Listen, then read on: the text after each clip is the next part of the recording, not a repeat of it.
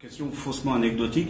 Le seul personnage qui porte son vrai prénom, c'est Monsieur Toulcourt. Est-ce que c'est parce que c'est le personnage qui ressemble le plus à ce qu'il est, ou c'est une volonté parce que, en fait, quand j'ai écrit le personnage, je pensais à lui. Voilà, et c'est le seul. Parce qu'en fait, quand j'ai commencé à écrire, je rentrais de Berlin, j'avais présenté un film, et j'avais vu Ulrich, que je connaissais comme comédien. Je l'avais vu jouer de l'accordéon. Et je me suis dit, en français, c'était dans une soirée à Berlin, et je me suis dit, c'est dingue, il est comme ça en fait, il est très joyeux, il n'est pas du tout sinistre et dur comme il paraît, parce que souvent il est dans des rôles très, comme quand il joue dans Le Ruban Blanc, il a un rôle très dur, très sombre. En fait, c'est un type complètement joyeux, très détendu, très plein d'humour, qui est musicien en plus. Je ne le voyais pas du tout comme ça, et je me suis dit, oh, ça serait chouette d'inventer un personnage dans ces deux couples d'Allemands qui vivra en France depuis longtemps, ça sera un espèce de Cohn-Bendit, je sais pas, un type comme ça qui serait plus français que les Français. Et je me suis dit, comment je vais l'appeler? Puis je me suis dit, il va s'appeler Ulrich. Mais je savais pas que je lui proposerais le rôle. Mais je pensais à lui, et puis après, au bout d'un moment, voilà. Je me suis dit, bon, on va lui demander quand même. Ça me paraît logique. Vous parlez d'épaisseur, mais en même temps, vous dites, je ne tiens pas à tout savoir sur mes personnages. Mais ça n'a rien à voir. Justement, l'épaisseur, ça ne veut pas dire la transparence. L'épaisseur, c'est que les gens trimballent un truc de vie, voilà, ils font rêver. Un grand acteur, c'est ça, c'est quelqu'un, il est là à l'écran, et puis tout d'un coup, il nous fait rêver parce qu'on se dit, oh là là, et puis il ouvre un imaginaire, quoi. Et justement, est-ce que vous ne tombez pas sur des acteurs est-ce que vous, par exemple, vous avez envie de tout savoir sur un personnage? Est-ce que vous interrogez le metteur en scène ou la réalisatrice sur quel est les coulisses de ce personnage-là? Tu peux, mais au fond, la seule réalité, c'est, pour ce film-là en tout cas, c'est ce qui se passe.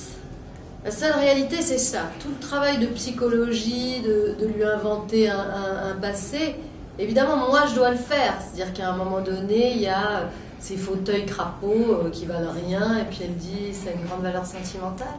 Et lui dit, bah oui, enfin, la valeur sentimentale, ça vaut pas grand-chose. Elle dit, oui, oui, bien sûr, je sais. Mais quand je dis ça a une grande valeur sentimentale, moi je me suis raconté une histoire avec ces fauteuils, dont tout le monde se fout, moi aussi d'ailleurs, mais en même temps, quand je dis ils ont une grande valeur sentimentale, je me suis imaginé les avoir achetés à un moment particulier avec Jacques, et qu'à ce moment-là, il se passait quelque chose. Et j'ai un regard sur ces fauteuils dont j'ai pas eu besoin de parler avec Anne, parce que c'est ma sauce. Moi, ce que j'aime bien, c'est le procédé qu'elle met en place, c'est-à-dire voilà, comme des insectes qu'on regardera au microscope, c'est-à-dire elle met un certain nombre de situations en place, et puis nous les acteurs, on les interprète. Alors elle peut nous faire nous déplacer, ou nous expliquer pourquoi elle a envie de mettre ça en place, ou d'aller plus loin dans un sentiment, mais finalement, moi c'est ça que j'aime beaucoup qu'il y avait au scénario, c'est que finalement, ce qui compte, c'est pas son point de vue, ni même le point de vue des acteurs sur leur personnage. Ce qui compte, c'est ce moment, c'est ce que vivent les personnages. Et ils le vivent sans avoir complètement conscience de le vivre. Ils le vivent en parlant d'autre chose, et pourtant ils ne peuvent pas faire autrement que de le vivre. Et de le vivre comme ça. Donc il y a comme quelque chose qui te pousse à vivre et tu peux dire ce que tu veux. Finalement, il y a... Enfin moi, en tout cas, c'est l'histoire que je me suis racontée quand je l'ai vue aussi. C'est que je me suis dit, il y a un atavisme. Il y a presque une influence transgénérationnelle qui fait que je ne sais pas ce qu'a vécu mon personnage, mais en tout cas très clairement ce qu'elle a vécu, elle est en train de le refiler à sa fille, qui elle-même le filera sans doute à ses enfants. Et c'est comme ça. Il y a des gens qui sont doués pour l'amour, il y a des gens qui ne le sont pas. Et c'est presque donné comme ça. C'est assez incroyable. Par contre, ce qui est intéressant, c'est qu'il y a c'est la seule d'ailleurs, une dichotomie entre le personnage qu'elle dit, et c'est une seule scène où on voit la réalité derrière. Et la réalité est différente, la réalité de la rupture. La façon dont elle raconte sa rupture est totalement différente. Il y a deux scènes. Il y a la scène du supermarché aussi, où elle dit, elle m'a poursuivi jusqu'à la caisse, elle m'a dit, et on voit qu'en fait c'est pas exactement ça qui s'est passé. Donc entre ce qu'on se raconte et ce qui se passe en vrai, on voit bien qu'il y a des écarts. Ça veut dire quoi? Il y a une méfiance par rapport au discours dans votre c'est pas une méfiance, c'est juste l'écart entre la mémoire, le présent, la parole. C'est quelqu'un qui n'est pas écouté. Oui, c'est quelqu'un qui n'est pas écouté, c'est quelqu'un qui cherche toujours à prendre une place, à se rendre intéressante, à dire, vous vous rendez compte quand même, pour engager la conversation, pour être un peu au cœur de la conversation, et au fond, personne n'a envie non seulement de l'entendre, mais au fond de discuter avec elle. C'est quelqu'un qui souffre d'un manque de place terrible. J'adore. Quitte à prendre la place des autres, au propre et au figuré. Hein. Oui, en fait, tout à fait. C'est une question de place. Absolument. L'histoire du parking de supermarché, c'est ça. C'est quelqu'un à qui elle a pris la place, mais au fond, elle-même va accuser quelqu'un d'autre de lui avoir pris sa place. Enfin, c'est un peu ça qui raconte. C'est une grande névrose quand même, ce personnage que j'adore. Déromantiser, c'est aussi, à mon sens, passer par le biais de la trivialité aussi. Ouais. C'est-à-dire une scène, les scènes où Karine, au lieu d'exprimer directement son amour pour son mari, ça passe par des choses qui ont l'air inessentielles, mais au fond c'est ça, les séparations, ça passe par des choses inessentielles, ça passe par on va plus pouvoir aller dîner chez les copains, ça devient une catastrophe absolue, alors qu'au fond c'est pas ça la catastrophe absolue, c'est plutôt ce qui se passe dans le couple, mais qu'on verra pas forcément.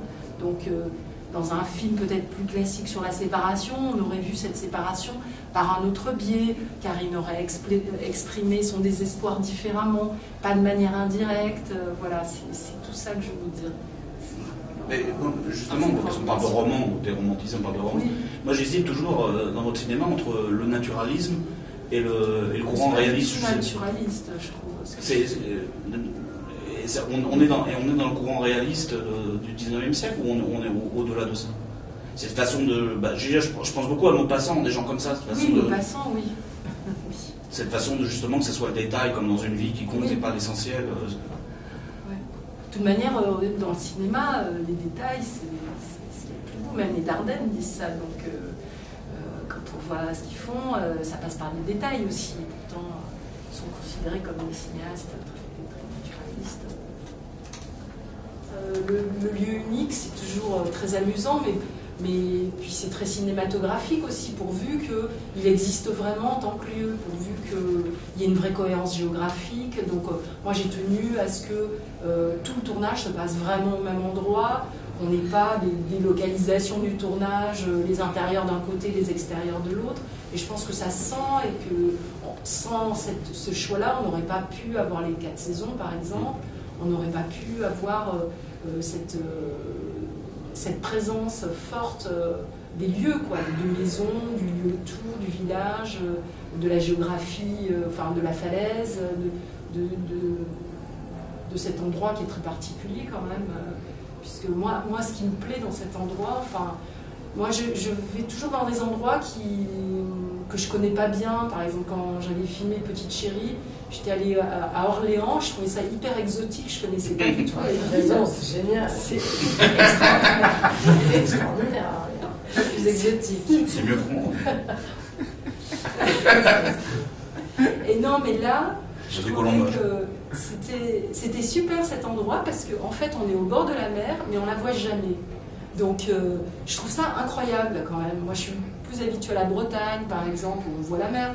Mais là, en Pays de Caux, en fait, la mer, elle est là. Tout le monde vous dit, il y a la mer, on est à côté de la mer, mais on ne la voit pas parce qu'il y a la falaise et on est comme au milieu de la campagne. C'est très bizarre comme endroit.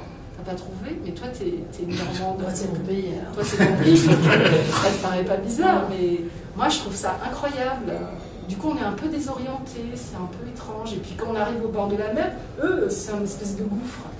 Mais en même temps, c'est marrant parce que j'avais utilisé cet endroit-là, j'avais tourné pas loin pour Petite Chérie, dans mon premier film.